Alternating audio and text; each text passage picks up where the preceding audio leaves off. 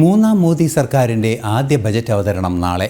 പ്രതിരോധ മേഖലയിൽ ഉൾപ്പെടെ ഉത്പാദനം വർദ്ധിപ്പിക്കാനും സാമ്പത്തിക മേഖല ശക്തിപ്പെടുത്താനുമുള്ള പ്രഖ്യാപനങ്ങളുണ്ടാകും.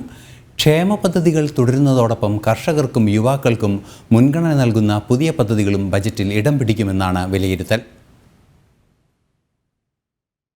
മൂന്നാം മോദി സർക്കാരിന്റെ ആദ്യത്തെയും ധനമന്ത്രി എന്ന നിലയിൽ നിർമ്മല സീതാരാമന്റെ ഏഴാമത്തെയും ബജറ്റാണ് നാളെ അവതരിപ്പിക്കാൻ പോകുന്നത്. മികച്ച ഭൂരിപക്ഷത്തിൽ ഭരണ തുടർച്ച നേടിയതുകൊണ്ട് തന്നെ മോദി സർക്കാരിന്റെ ജനക്ഷേമ വികസന പദ്ധതികൾ തുടരുന്നതോടൊപ്പം കർഷകർക്കും യുവാക്കൾക്കും സ്ത്രീകൾക്കും മുൻഗണന നൽകുന്ന പുതിയ പ്രഖ്യാപനങ്ങളും ബജറ്റിൽ ഉണ്ടാകുമെന്നാണ് പ്രതീക്ഷ.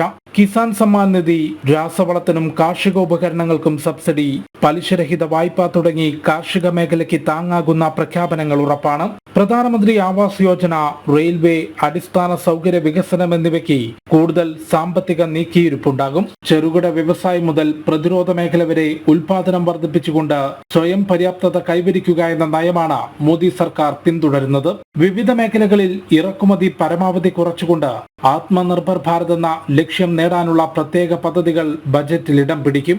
ആദായ നികുതിയിൽ ഇളവ് നൽകാനും സാധ്യതയുണ്ട്.